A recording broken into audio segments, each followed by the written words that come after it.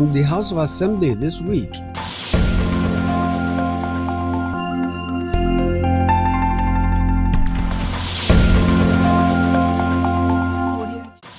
Ogun Assembly passes Local Government Amendment Law. Ogun Assembly passes resolution urging immediate measures against sales of fake expired drugs. Stakeholders commend Ogun Assembly for initiating bill on rural, semi-urban integration development. Sit back and enjoy the rest of the program as we bring these and many more to your viewing pleasure.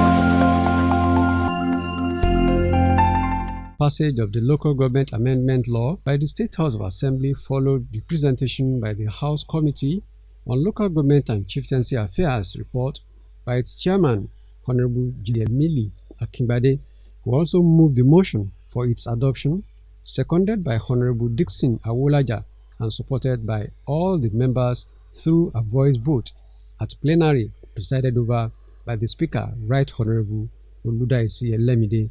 The following department to be headed by the officers in the officer cadre and whose operation should be governed by the scale of service: general service and administration, information, education and sport, agriculture and natural resources, finance and supply, budget, planning, research and statistics, medical and primary health care, community development, sanitation, and audit investigation and control. The bill was later read and adopted clause by clause by the Committee of the Whole House, after which the motion for the third reading of the bill was moved by the Majority Leader Yusuf Sherif, seconded by Honorable Adeyinka Ademola, and supported by the whole House through a unanimous voice vote.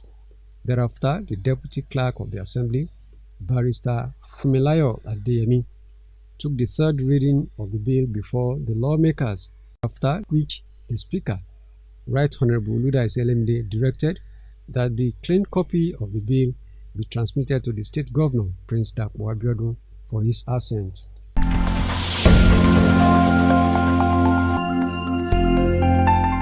Opening the debate on the motion, calling on government and relevant agencies to step up activities at curbing the menace of fake and expired drug in the society, the sponsor, who is the Chairman, House Committee on Health and member representing Yewa North 2 State Constituency, Honorable Wahab Haruna, decried the high rate of fake and expired drug, citing an instance when some of his constituents recently purchased expired drugs at a pharmacy. Empower the Ministry of Health, Ogun State Hospital Management Board, and other relevant agencies to embark on proper monitoring of the pharmacy store in the state to ensure fake and expired drugs arrive off the shelf in the state.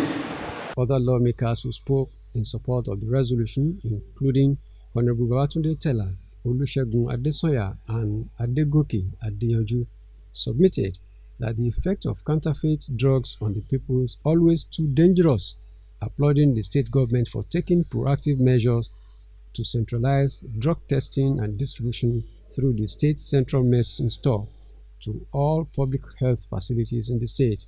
He, however, called on the deployment of more digital machines to check the status of drugs centrally before being dispensed in the state. Speaker Right Honorable Oludaisi Elemide, in his contribution, attributed the influx of fake and expired drugs in the society to the selfish desire for inappropriate maximization of profit by unscrupulous elements in the sector, while pointing out that the grave consequences of fake drugs made some Asian nations resorted to subjecting the peddlers to capital punishment.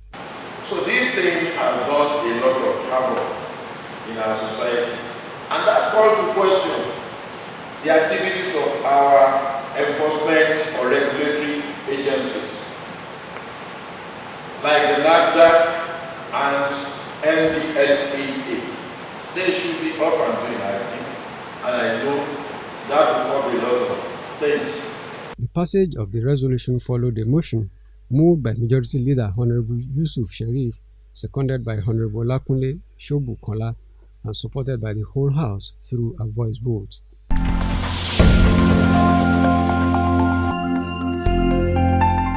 Playing host to members of the Nigerian Medical Association NMA, Ogun State Branch, led by its chairman, Dr. Kunle Ashimi, Speaker Right Honorable Oludaisi Elemide assured the association of government's continued commitment to addressing the challenges facing the health sector.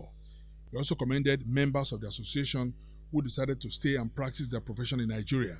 Speaker Elemide acknowledged the vital role played by members of the association towards ensuring the health and well-being of the people.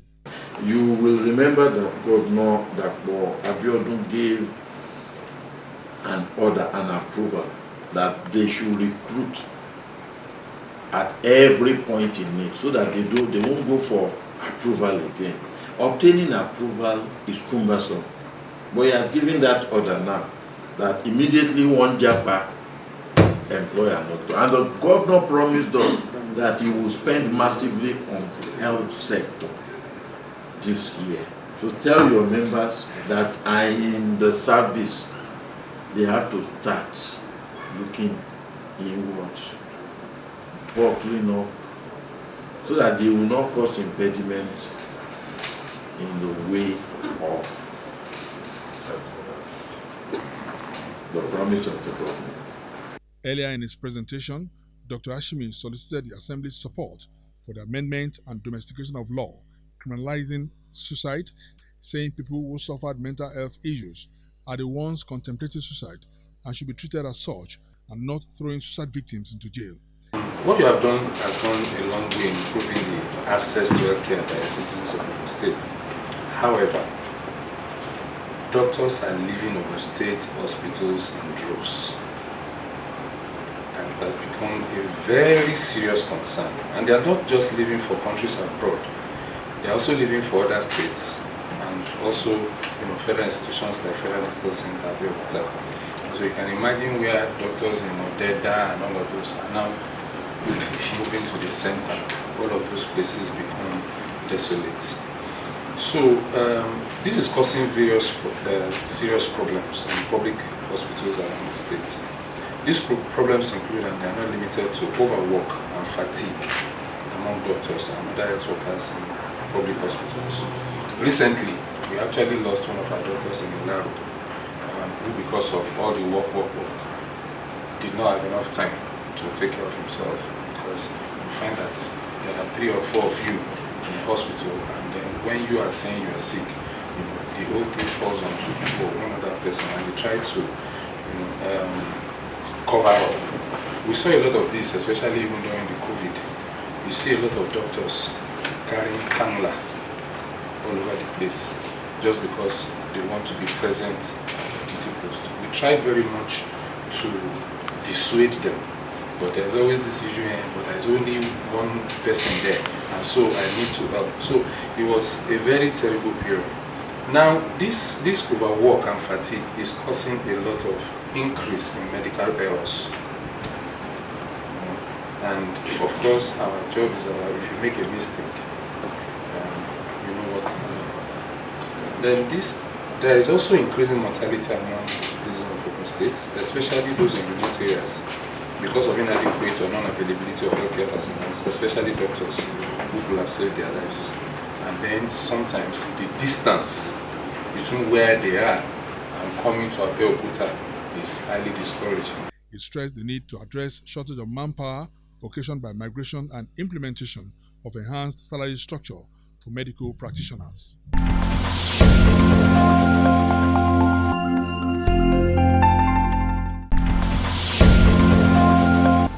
I'm representing my people at Adudota constituency. I'm a native of Ota, and I had my primary school at the Zion Methodist Primary School in Ota. I had my post-primary education at the Anglican Grammar School, Ota. Then I proceeded to the University of Ibadan to study microbiology. Then, after I finished, I worked briefly with Wibros as an environmentalist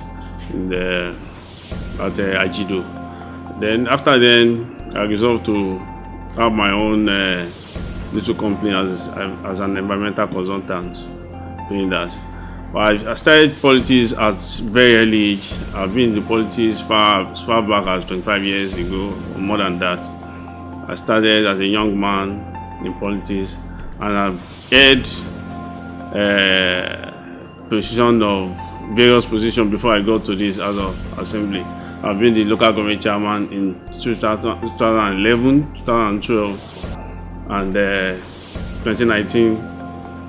I became member of the House of Assembly. In as much as you know, as a legislator, our primary objective is to make law and to represent our people at the floor of the House here in the State House of Assembly, the representation, and to do oversight. I have done that very well in the last 4 years. I have represented my people very well to make law for the good governance of Ogun State, for peace and order in Ogun State. And I can tell you, for the 9th Assembly, I've moved well over 55 motion of a bill that is now a law in Ogun State now. And apart from that, you know, the yearning of our people, apart from the legislation, the oversight, and all those things that are primary to the legislator, I believe education is the bedrock of any nation, and as a result, one of the things to aid our students to go to school is that the school free bus that I've launched. I launched 3 school buses in 2020. For this 10th Assembly, I wish to continue on that project of school bus, because I've discovered that apart from the fact that it's encouraging the young ones to feel very happy to go to school. And we are going to look at the health sector this time around, how to do some community outreach. I still want to look at the way to do public enlightenment on our youth and women as well, by inviting the experts, the professionals on each field, like doctors, to tell them the implication of all these drugs, because the rate at which the young ones are taking drugs now is so disheartening. Ibema is a kind of nickname I got when I was in secondary school, and nearly everybody that went to public primary school then, public secondary school then, we have one nickname or the other. I got my own from, doing a class in social study then. And people know me then so as Ibema. So Ibema has been a name for over years, and rarely people even know my name.